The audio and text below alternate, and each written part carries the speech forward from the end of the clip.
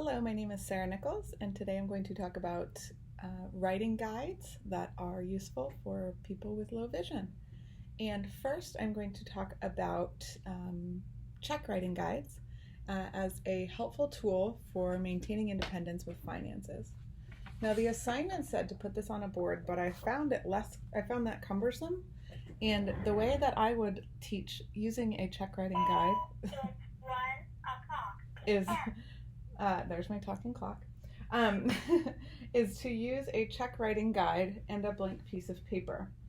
Now, this one is lined up so that the top corner is cut off so that it's easy for the client to orient to the piece of paper.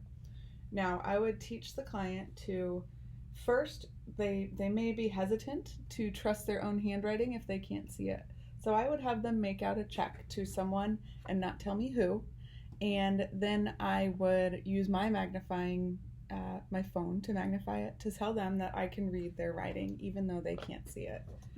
Now there's other options for check writing guides. This one clicks right into place over the check. So I'll use this example just like that. And it clicks over the check, and there's it's black and there's specific holes for what goes in each box, so that you can line up this with the particular check that you have. Now another option is, there's 3 different options I have here for check writing guides, and the key is to find which one fits their check best. And here I have a raised line check. Now these can be purchased from the bank, and they are provided but at a fee. So you have to purchase these checks specifically. And the lines, you can feel they are raised. And these could be, along with the check writing guides, could be used for someone with no light perception to a minor visual impairment. And next, I will talk about the check registry. This is where you can keep track of all of your checks and their balances. There is a half-page version or a full-page version, depending on what the client's visual needs are. And there's 2 different kinds I have here that can be used for checks and deposits. One is very large and bold print, and the other one is large with not bold print, and the other one is still considered large print but half a piece of paper, which is better to fit in a pocketbook. Some clients like that. And next, for some clients, the address books are important when writing checks. So here I have, this is about a quarter piece of paper for an address book, and each person's address would take up a full page in this address book. And here is a full page address book where each person would take up a full page and have bold writing for the name, address, phone number, and any specific information or notes that they want to write. Now, when talking about adaptive writing, it's important to first assess which kind of pen the client likes to use most when they need to reread their own writing. And here I have a fine point. This one's just a regular Bic, a regular pen, and the client may be instructed to write larger and see if that works, or a fine tip with like a felt tip pen, and this can be just a little more bold for the client who can see a little better. And then I have a 2020 marker, which is actually discontinued, but they are amazing, and a bold writer. So the bold writer is going to be the most bold out of all of these options. And I would have the client just practice writing on a plain piece of paper first to begin with determining which pen they like the best.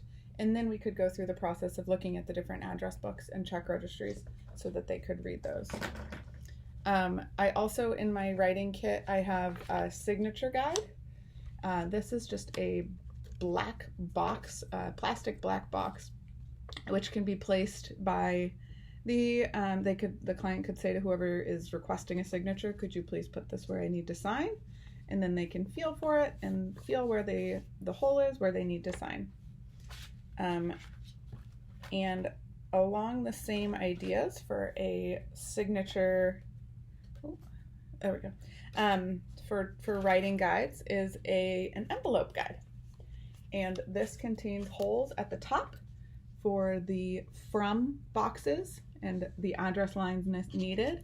And then on the other side, the right lower corner, is the to box. And then that way that these can be nicely lined up on the envelope. And in my kit, I have two different sizes, one that's a little more square and the other one that's a standard envelope.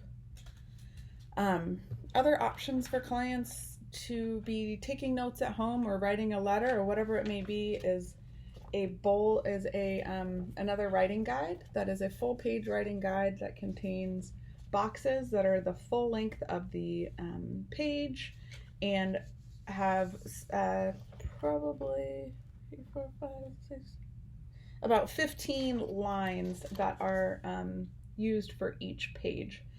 This may be helpful for decreasing visual clutter, making sure that it's lined up, and knowing where to write without having to see where the paper is. And I also have several books of bold lined paper, which can be great for taking notes and making sure that your writing is staying lined up when you're writing larger with these larger markers. This is just a sample from my writing guide. Oh, also this is my kit. This is my writing kit. This is a Tupperware that's about 4 or 5 inches tall and a little bit bigger than a piece of paper, a couple inches bigger than a piece of paper. And all of these writing guides are located in this kit. So if I know I'm going to teach a client something about adaptive writing, I can bring this kit. Thank you for watching.